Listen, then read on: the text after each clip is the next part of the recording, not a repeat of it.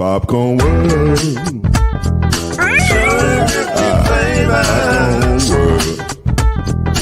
Popcorn World. Yeah.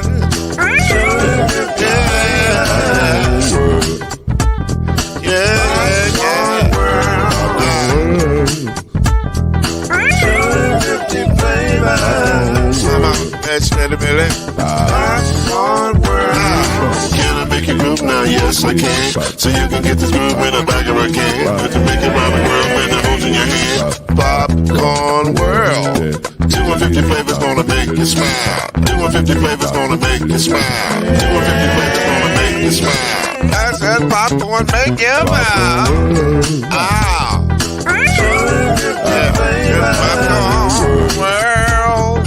Popcorn World. Popcorn World. It's a popcorn world. It's a popcorn world.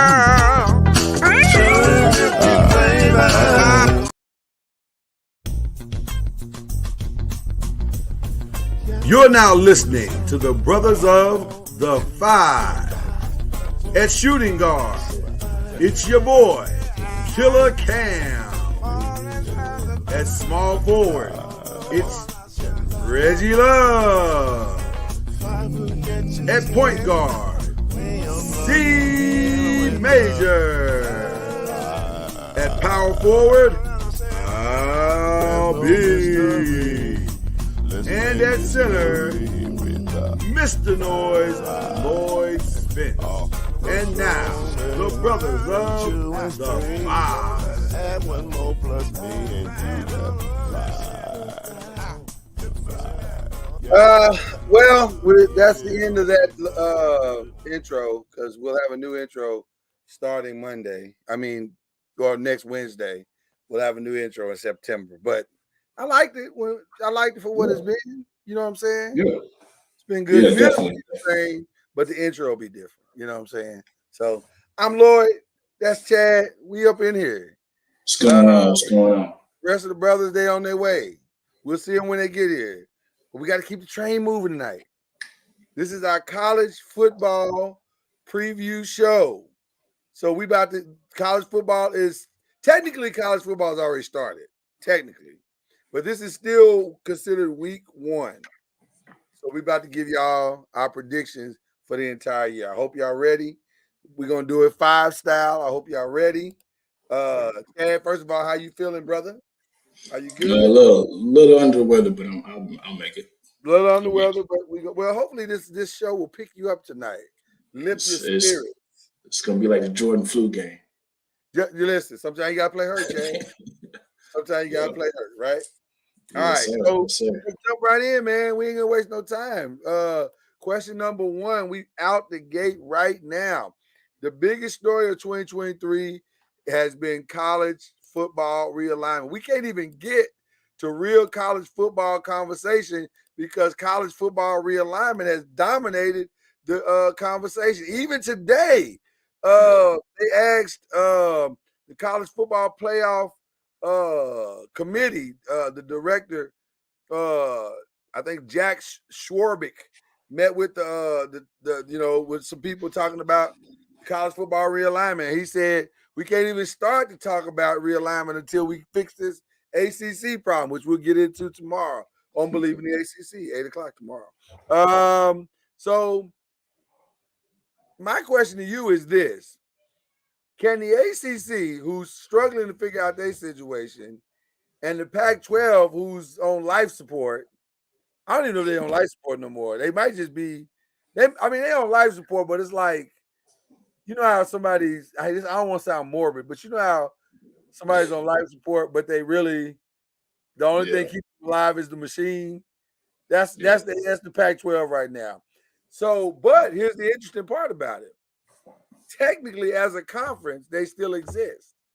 And they have teams that have a legitimate shot to win the national championship this year. USC, Oregon State, Oregon, Utah. They got some legitimate contenders. Same thing with the ACC, Clemson, Florida State. sneaky sleepers in maybe Louisville or whatever.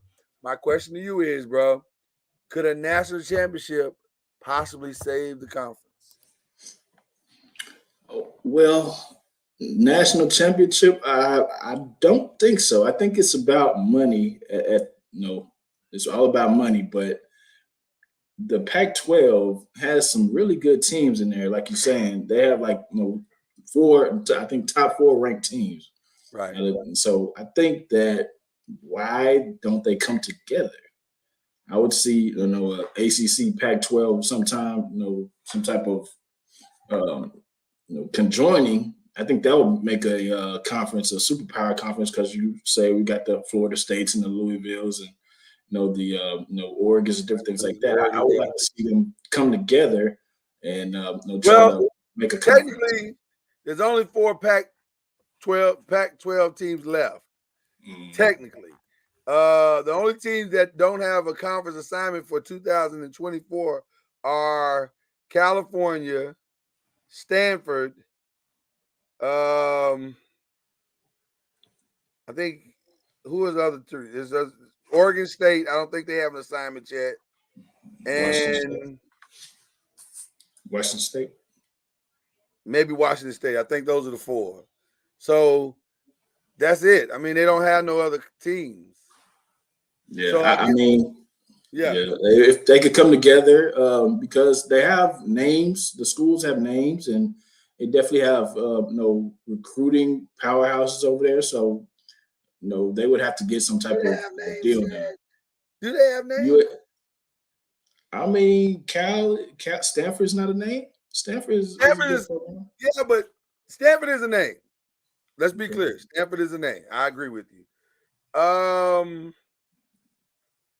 It's Cal name. I mean, Stanford and Cal are the only 2 teams the ACC is really considering actually right now. Stanford, Cal, and SMU actually, which is amazing that SMU is in the conversation.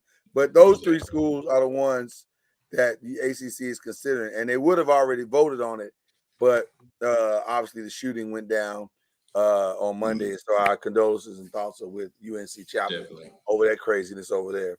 But here's what I'm gonna say. For the ACC, it would be awesome if they could win a national championship in addition to everything else, because that gives them the credibility of Power 5 that they need to continue forward. Now, obviously, because their money situation is bad. It's so bad. So they need that credibility. I think it would be great to have that credibility if they could get it.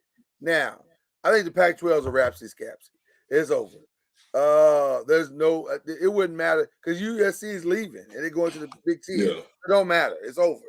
Have them join ACC then. Have them join the ACC. Have them join the ACC. The remaining 4 teams. The remaining 4 teams. But I don't think the ACC wants the remaining 4 teams. They don't want all of them. They just want Stanford and Cal. Or they can do like Notre Dame and go independent. The other 2 teams? Yeah, but you gotta have some cachet to do that, and they don't have it. Who wants to see a Washington State game? I don't want to see a Washington State game right now. So I definitely don't want to see it if they're independent. The Washington State alumni. Right. But that's the point. They don't have the meat to do it, man. So I think this could work out well through the ACC. But if you're the Pac-12, I think you got to get out. Listen, the house is on fire. Get the women and children out. Yeah. Because right now you about to go down. You about to go down with the conference, and that ain't a good look. Yeah, Pac-12. I mean, for who they have over there and what kind of teams they have, it's just sad that that particular conference is going to be a casualty. So. Yeah, I hated that the history is pretty much dead at this point with Pac-12, but it is what it is. The money rules, man. It was the ACC team that could be a national championship mentioned. Could it be only Florida State? Well, we're going to get in that here in just a second, sir, because guess what's next?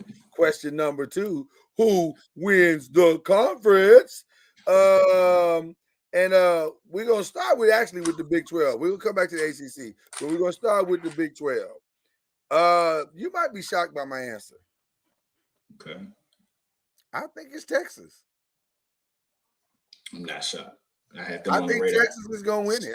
I know that might be. I know Texas has let us down so many times in the past. They have, and so I get it. And I think a lot of people are thinking that TCU is, they probably have enough pieces coming back.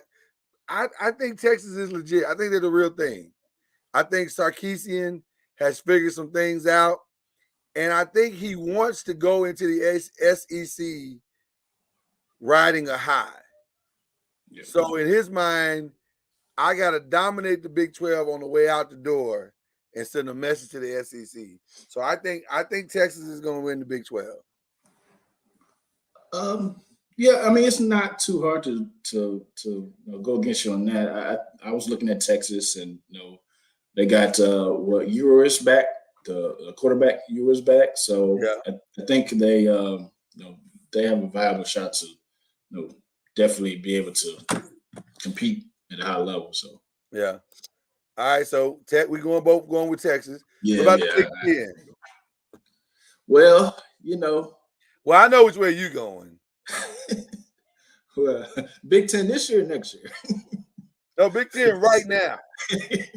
Big Ten in real time. I would have to say I can't go against the grain. I would have to go. They got the Blake Corum coming back, and they have a viable second option in Edwards, and they have some continuity on both sides of the ball. So I would have to say Michigan.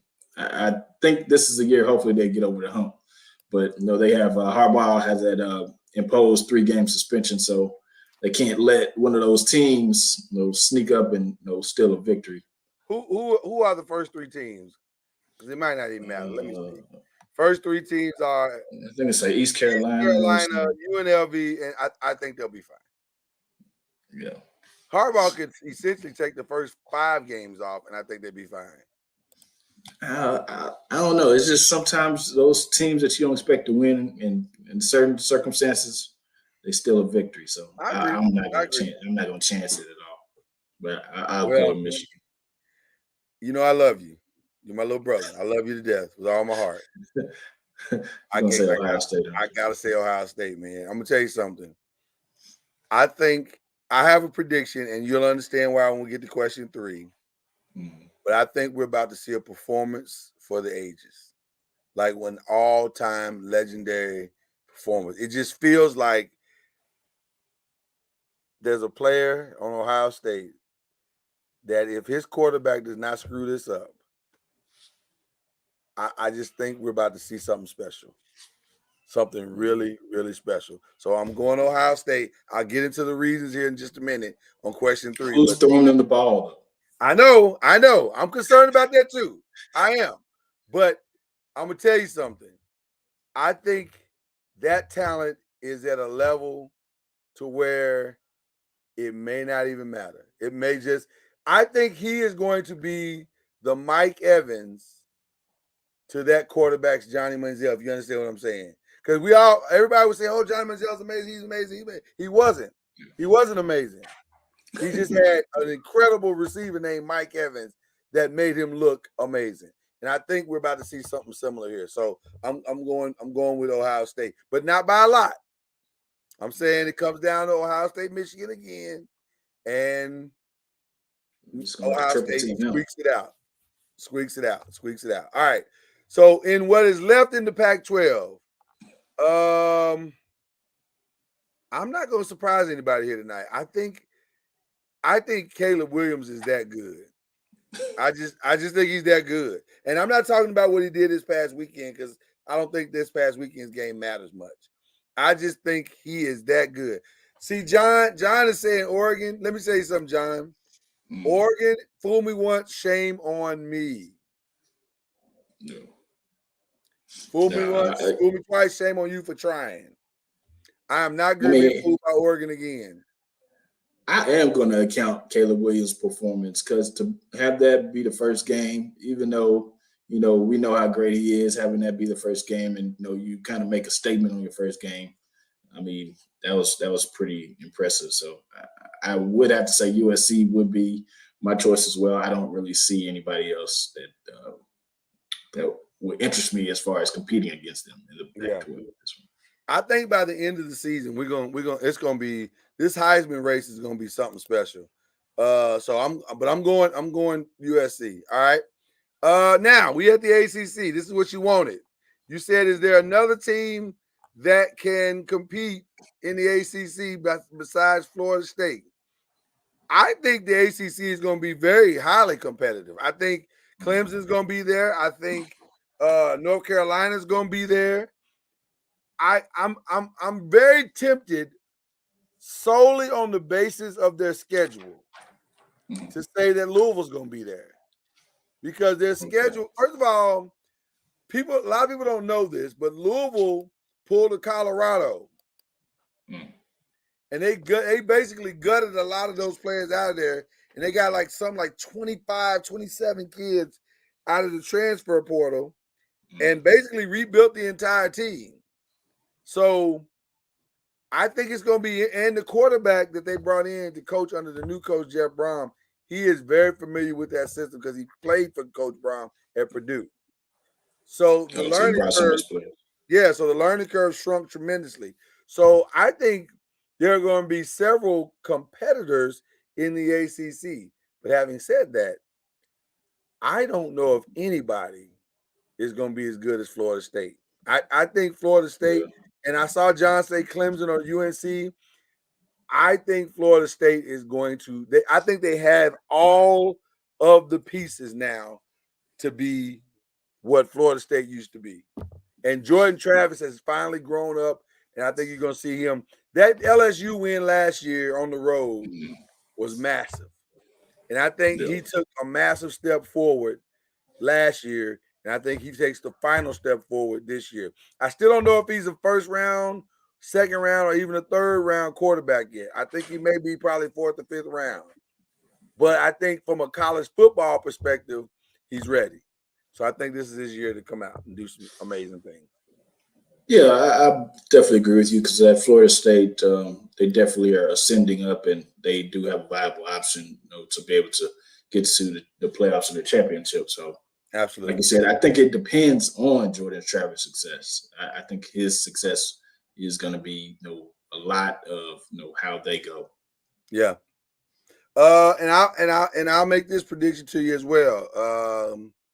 And I said this last week on Believe in the ACC. I think Clemson is going to be there overall, but I still think they're going to kind of fall back to the pack a little bit.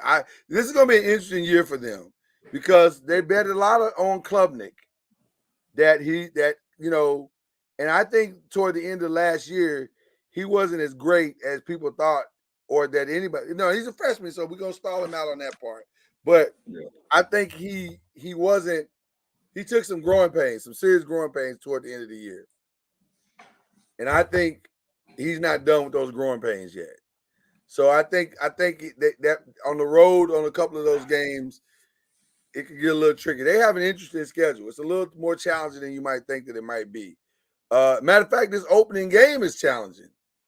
Duke might give Clemson everything they can handle because they're not going. Duke's not bad, so this should be interesting. All right, SEC. Until I see proof, otherwise, I'm believing in them Georgia Bulldogs. Until I see proof otherwise. Yeah, I think Georgia is 1A, but you can never count out Nick Saban. So I think Alabama would be 1B. So, but like you said, Georgia until further notice. Who are you really going with though? Like for real? I mean, Georgia. If I had to go come on now. But you can never count out a Nick Saban team. You can't count them out, but I just think Georgia is set up to be a powerhouse. Factory. Man, it's crazy how good they are right now. Okay. We have a bonus one. Because they're independent. Does Notre Dame finish in the top 6 in that playoff? You know, it's 4 playoff teams, and then there's always 2 that are kind of hovering around them. Is Notre Dame going to finish in that top 6? Let me tell you something.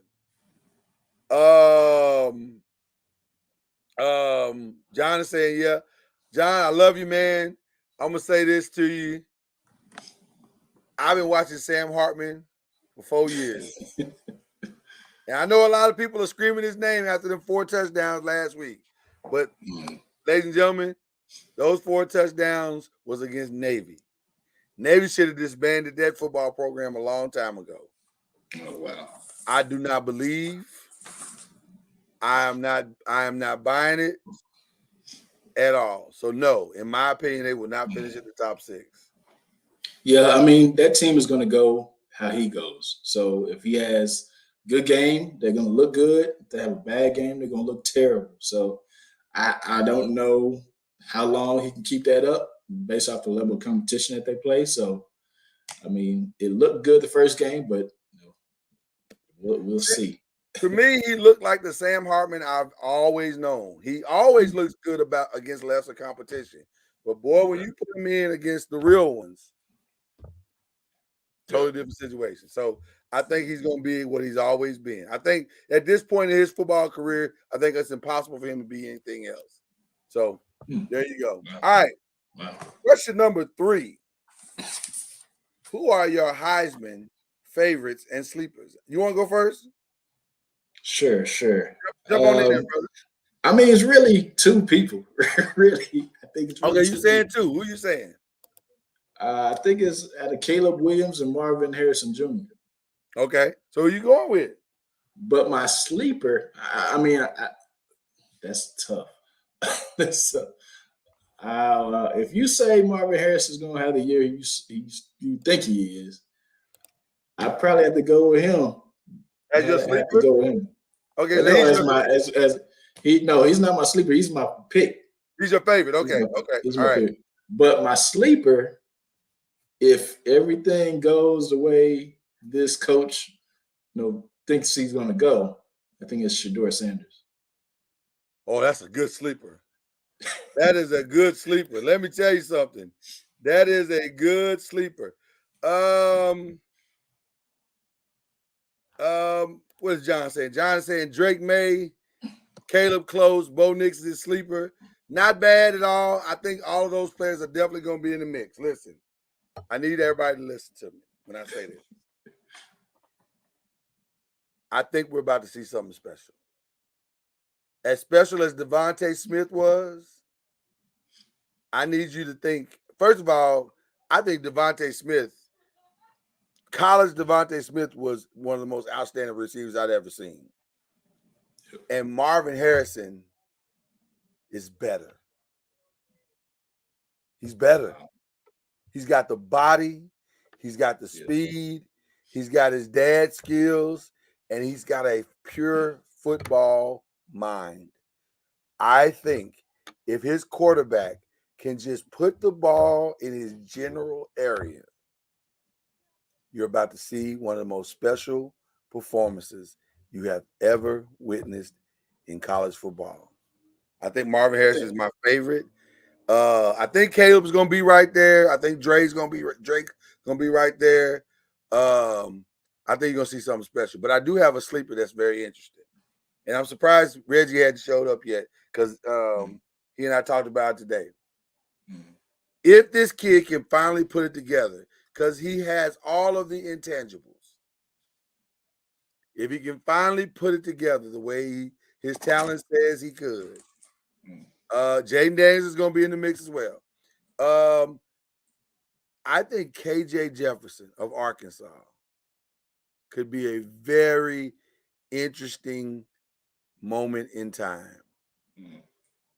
KJ Jefferson has everything. He's got the size, he's got the quickness, he's got the skill to pass. He's a great passer, but he just has not been able to put all of the pieces together, and they've not been able to put all the pieces together around him. If they can finally put something together and just be competitive this year, KJ Jefferson could be interesting. My last sleeper, I got one more. Travis Hunter's been doing a lot of talking.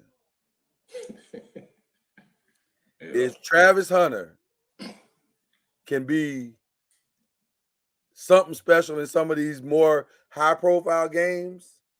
Like if he comes out of his TCU games with 2 picks and a couple of touchdowns or whatever, I might have to change my sleeper pick. Or Shador, if he comes out with 3 touchdowns or something like that. Listen, the 2 teams that I'm looking at, and I don't want to get ahead of the show. So you got me getting ahead of the show. Matter of fact, that's the next question. Who are the national championship sleepers? Here we go. We're right there at Colorado. Are they a national championship sleeper? I don't think so right now. I think they're going to be good, but I don't think that. I mean, for Deion, he needs to be in the conversation. Why do you think he needs to be? They won 1 game last year.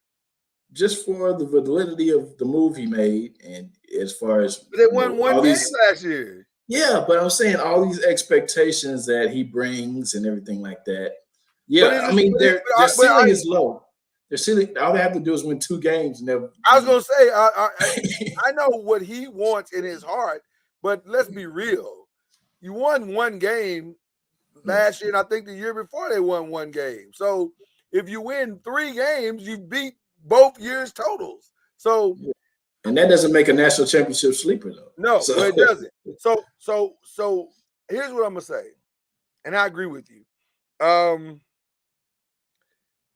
The reason why Colorado and I'm probably this is and you know the 2 teams that we got in A and B are basically the same. It's going to be the same answer for both of them. The reason why Colorado and Louisville are so interesting to me is that we've never seen 2 teams do what they're doing. You see, like TCU, they brought in some transfers, and it made a difference. It made a huge difference. Yeah. They got to the playoffs last year.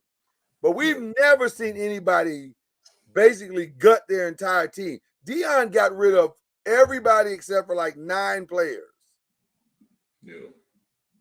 And he is basically bringing out an entirely new squad and saying, we're going to go for it. I'm just going to say this. The only reason he makes the sleeper list for me is that if he pulls this off, college football will never be the same again. It will never be the same again. You will never, ever see any coaches, especially coaches on hot seats and stuff like that. They're not going to go after these 5 and 4 stars no more. They're going to go right to that transfer portal and build their team for the next year. This is for Louisville and for Colorado. This is a pivotal year because if they are able to, Chad, if they're able to get 7 wins, 8 wins, that's the game. That's the transfer portal is from there is here to stay. You will never not see the transfer portal be active again. It's going to be the thing. So, are they national championship sleepers? I would say Louisville is more so than Colorado just because Louisville doesn't have the type of schedule that Colorado has. Colorado got some top 25s that they got to play. It's going to be a tough schedule. Exactly. I personally have them going 6-6. I think it's going to be right around 500. With Louisville, I just don't know. Because they've revamped everything. Their schedule is they start the season with 6 very winnable games in Georgia Tech, Murray State, Indiana, Boston College, and North Carolina State. Those are all winnable games. So by the time they meet Notre Dame on October 7th, they could legitimately be 5-0. So they could beat Notre Dame too. And they can beat Notre Dame. The toughest games on their schedule are Notre Dame, Duke, and which, by the way, they get them at home, and UK, which they also get at home. So I don't know. The first game is going to tell us everything. What's up, Reggie Love? What's up? What's up, man? Hold up, time out. Saying, Lord, is something different here? I'm just trying to. On me? Yeah, is Yeah, your cut the beard, beard? brother. Yeah, okay, got Cut the it, beard, brother. Football season. Football season, I'm cleaning up. The summer beard is over. I'm back to Sorry. I looked. That's like, Hey, listen, it's the same thing that Kendrick and Chad and Charlie said last week. They was like, "Yo, something's different about you." Like, you're right. Cut the beard. I trimmed it down. Get. My bad. I'm sorry, guys. No, we on question 4. We on question 4, and we're talking national championship sleepers, and we're talking Colorado and really Louisville, because both of those teams did something that we've never seen done before. They went in the transfer portal, kicked out a bunch of players, and brought in a bunch of players. Louisville brought in like 25, 27 players, and Colorado cleaned house. Like, they brought in 53 new players, 57, I can't remember the number. But it's like they kept only 9 players from last year. So talk about your unknown. Nobody has any idea what they're going to look like. Right. Yeah. But I think in those instances, it's going to take some time for you to gel as a team, as far as, bringing all those guys in. And I don't see it right now as them being contenders, maybe in a couple of years. But right now, with all those transactions and moves, I just don't see it right now. Is it harder, Reggie and Chad, I'll start with you, Reggie, to blend in and make them come together as a team, freshmen who have no experience or transfers who have experience and understand the entire process? Because here's the one thing about transfers. They're not shocked by the regimen. Right. So they're not going to come in and have to adjust to that part. Right. The only thing they have to do is just learn schemes and system and that kind of stuff. So I hear what you said. Go ahead, Reggie. No. I agree with you 100% about the transfer coming in, because like you said, they've been there before. Some of these guys 21, 22 years old. The only part that I would see with Colorado is that they emptied house, but you don't have any existing players that, when you first come in the transfer portal, you have those existing players that know the system, all right, here's where you're supposed to be. Because from what I'm understanding, there's even different coordinators from Jackson State. Right, it is Colorado. It is. So to me, it's all brand new. It'll be interesting to see them that third and fourth game. The first and second game, I think it may be tough, because you don't have anybody that knows the system. Here's the certain offense, here's the certain defense. Okay, if this happens here, you go here. When you have those existing players that's been a part of the system, who can really explain sometimes what the coach really mean or the coach is really trying to say, I think we won't see these true Colorado. I'm just speaking Colorado. I don't know if we'll truly see the system until maybe third game, fourth game. Well, it's a new system anyway. So let me say this though. I'm just playing devil's advocate just a little bit. Oh, definitely. In 3 of the key positions on both squads, Colorado and Louisville, the transfers know the system. Shedeur is going to know that system. The quarterback for Louisville, he knows that system because he played with Jeff Brom at Purdue. So Travis is going to know the basic philosophies and concepts of defense for Colorado. Now, does that transfer throughout the entire squad? I don't know. I honestly don't know. I can't say that. But I'm saying what I said right before you jumped on, Reggie. What makes this interesting is that if it works, listen, if they can pull off 8 games for either one of these squads, college football changes forever. Right. Forever. Because now coaches are going to be like, oh, I can go to transfer and just go shopping and get what I need? For real? Why am I out here beating these bushes over 5 stars when I can just get transfers? And see, we've talked about that before, and this is in every sport. We're not only talking about football, we're talking about basketball, we're talking about baseball, soccer, you name it, hockey, you name it. This portal makes it different. Very because different. now, instead of getting those 5 and 4, like you said, Lord, but then guess what else it does? It pushes the high school players back some. Man. Mm-hmm. Man. And that's the thing that's scary about it, man, because if my job is on the line, I've said this before, Yes. no way I'm going to get a high school 5-star. I don't care how good he is.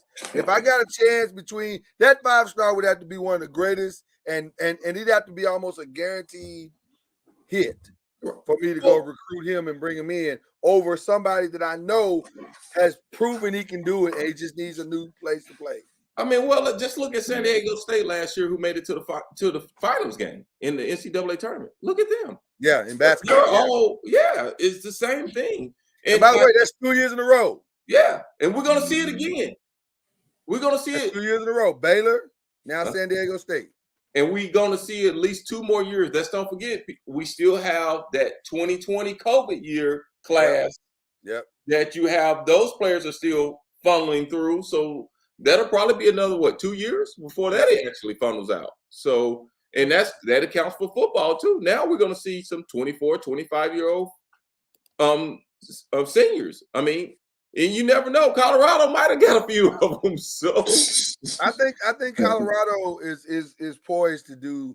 They're going to be very. The game Saturday is going to tell us a lot. exactly. It's going to tell us a lot. If they are competitive at all against TCU, like if it's a close game, man, it's gonna be an interesting year. I tell you what, guys, for time purposes, let's go ahead and skip to 5. And we got 2 versions of 5 because unfortunately we weren't able to meet last week, but we're gonna meet this week. So we got 5A and 5B. 5A is who wins the whole thing. So we're gonna give you our predictions as to who wins the whole thing. First question. Top 6 playoff teams. It's really 4, but they always look at the top 6. So I'll go first. My 6 is real simple. No surprises, really. Georgia number 1, Florida State number 2, Ohio State number 3. I think USC is going to take that 4th spot. And then I think Texas and Alabama will hover around that 5th or 6th spot again. Alabama will be on the outside looking in again. But I reserve the right again to put another ACC team in, either Louisville or Clemson, based on how they perform. But I think those are my squads. Those my top 4: Georgia, Florida State, Ohio State, and USC. I didn't put your boys in. I got Georgia number 1, Michigan number 2, USC number 3, Florida State, and I got a tie between Ohio State and Texas. I'm not sure which. So you don't have Alabama even in the top 6. No. Wow, man! Look how the mighty have fallen. All right, Man, y'all never bet again. So Nick, come on, guys. I'm betting. Come on, man. I'm putting money down on it. You know what? I'm no different than what the AP poll is saying. I'm saying Georgia, Michigan, Ohio State, Alabama, and I'm going with USC at that 5th spot. And the question is this LSU Florida State game that's going to happen on Sunday? The winner between that game will get my 6th spot. Okay. By the way, I just read you real quick. I know you didn't get a chance to.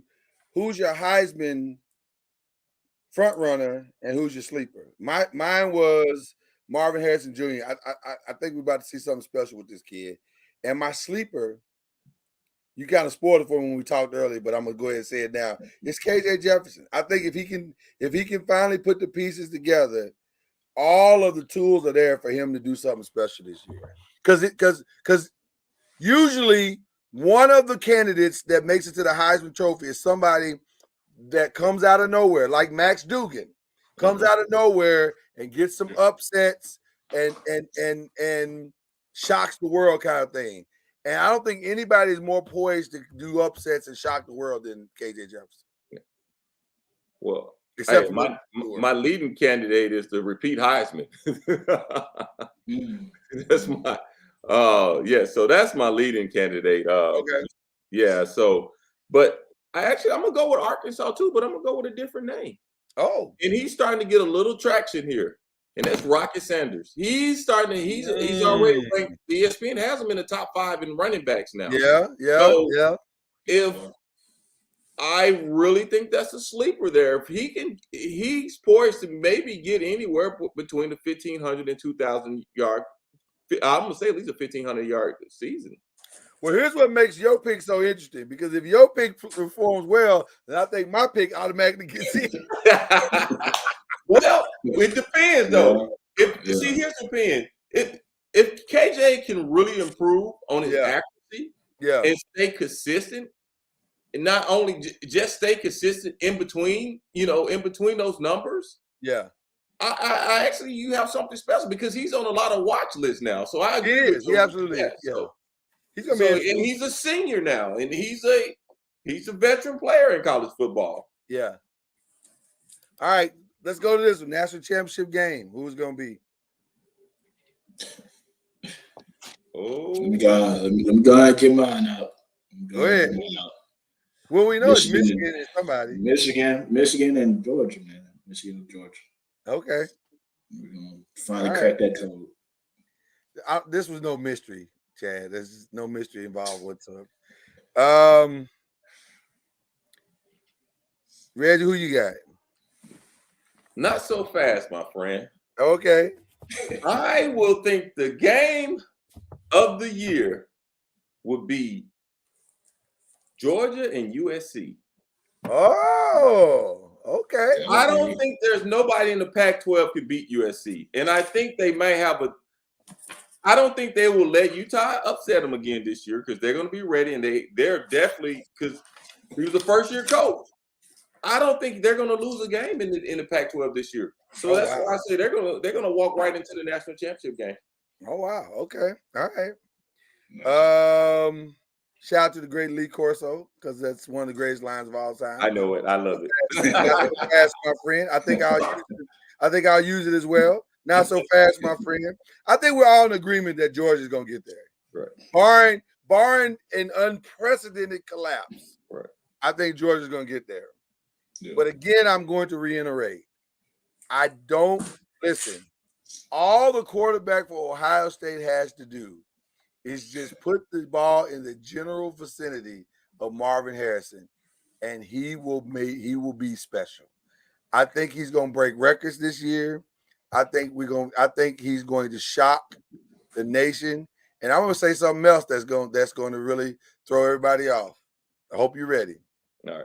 I think he's going to lead college football as the preemptive #1 pick in the draft. Oh, that's not a shock at all.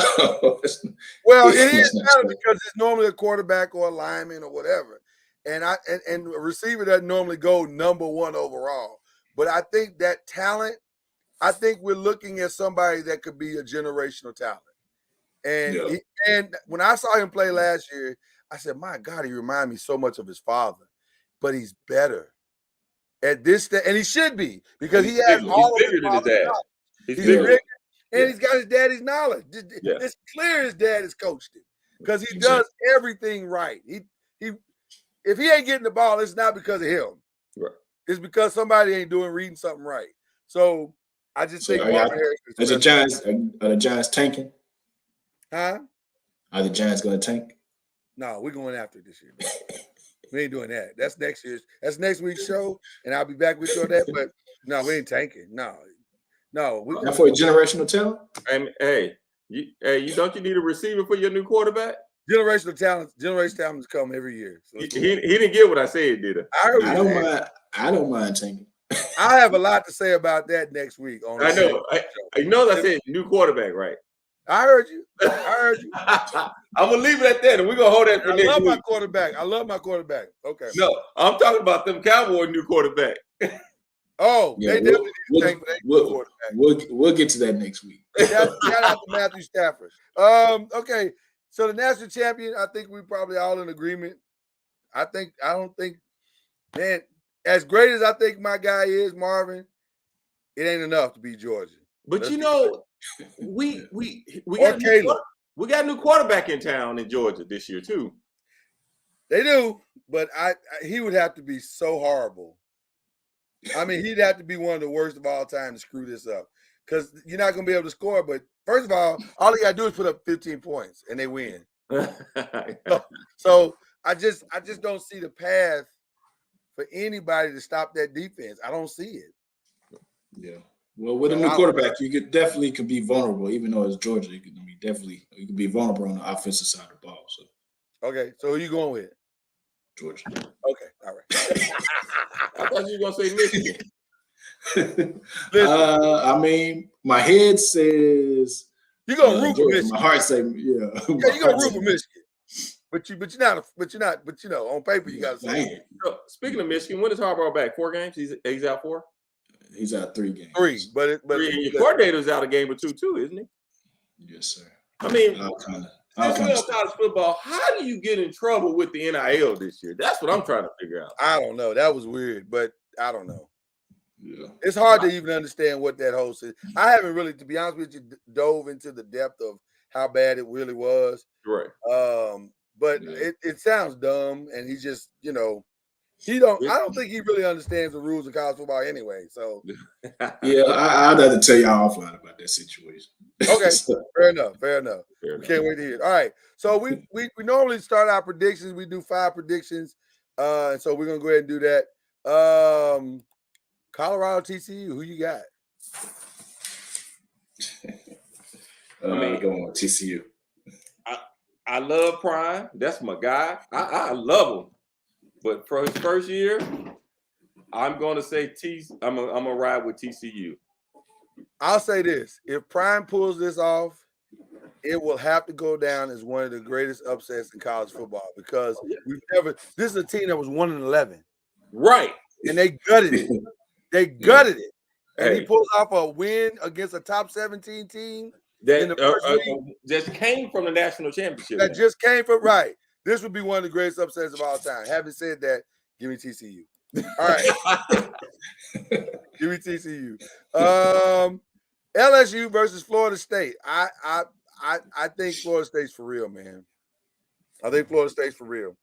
I almost put them in the national championship game, if I'm being honest. I was this close to put them in the national championship game. But I think they're for real. Well, you're just going to have to prove it to me, LSU. Okay. All right.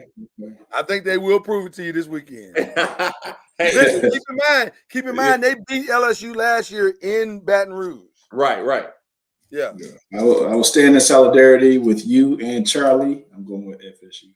All right.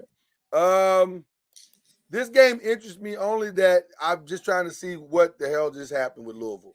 Like when you gut, same thing with Colorado. When you gut a team like that and then bring back all this new stuff, is it live or is it Memorex? That's what I'm trying to figure out.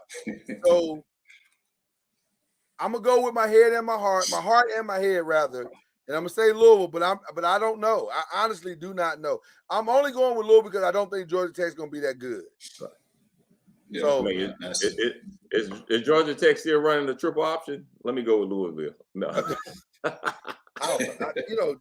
They are so in love with that. I don't understand that. This is an interesting one as well. Drake May, is this his coming out party for his Heisman candidate? He was great last year. I just don't have faith in South Carolina right now. I'm still going to ride with North Carolina on this one.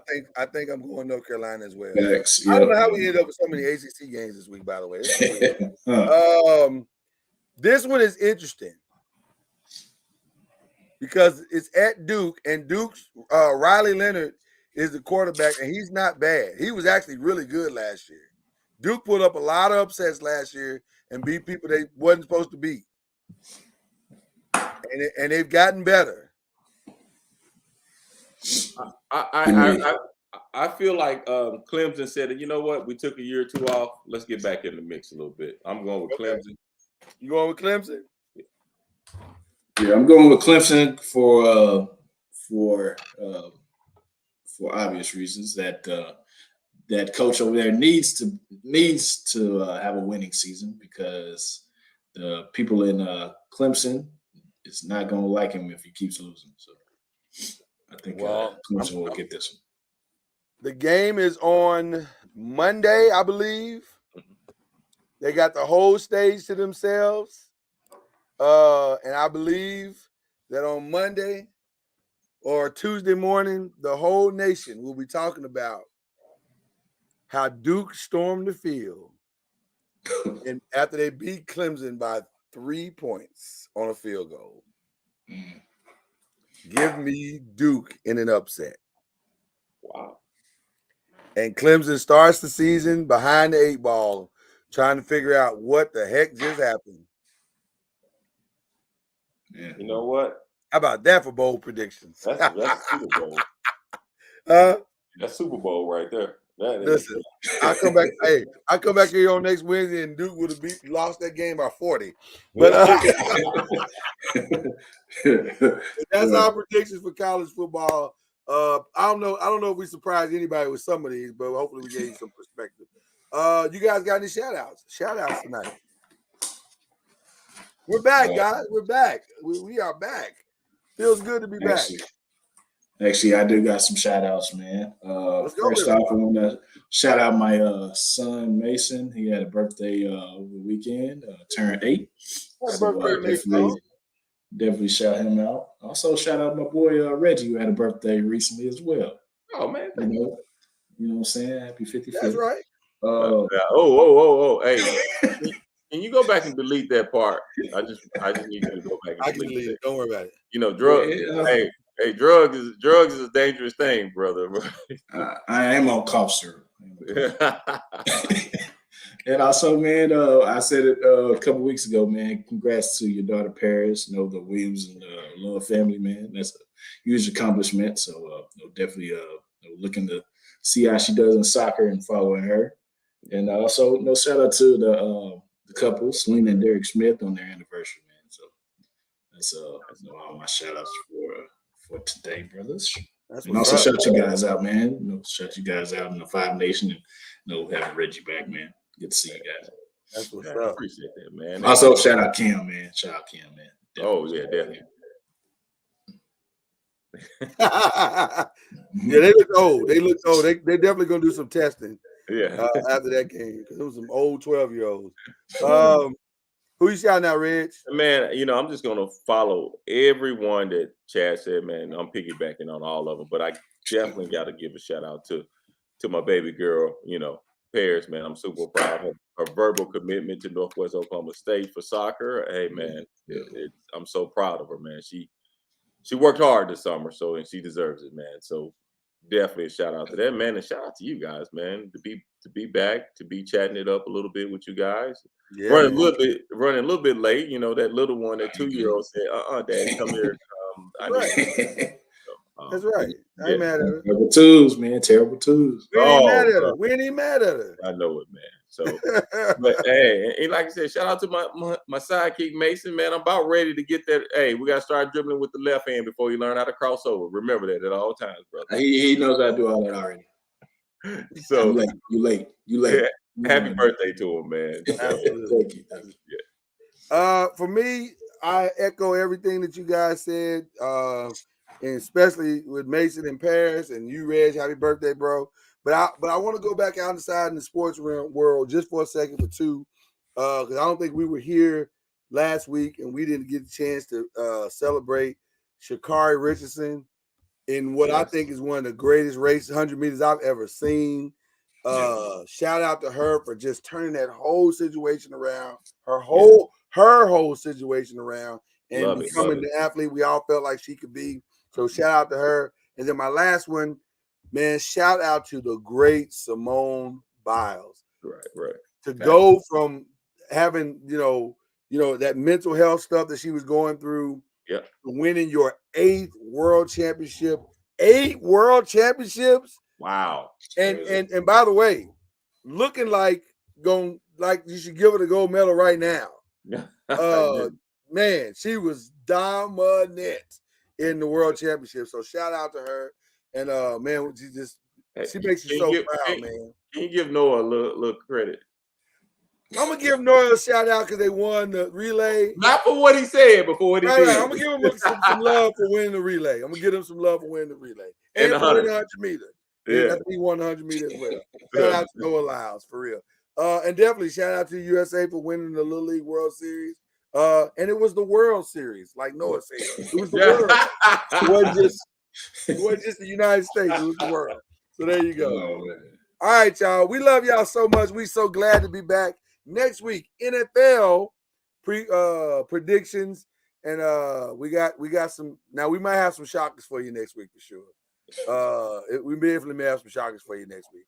But until then, that is the great Chad Major. That is Reggie Love. We send much love and respect and thoughts and prayers to our brother Cam. And man, we will see y'all on next Wednesday, man. The Five Nation. Peace out.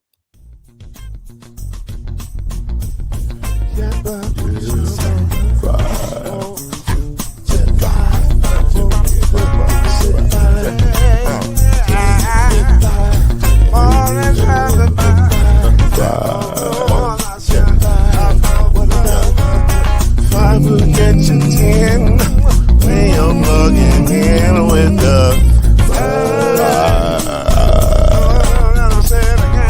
There's no mystery. Let's make history with the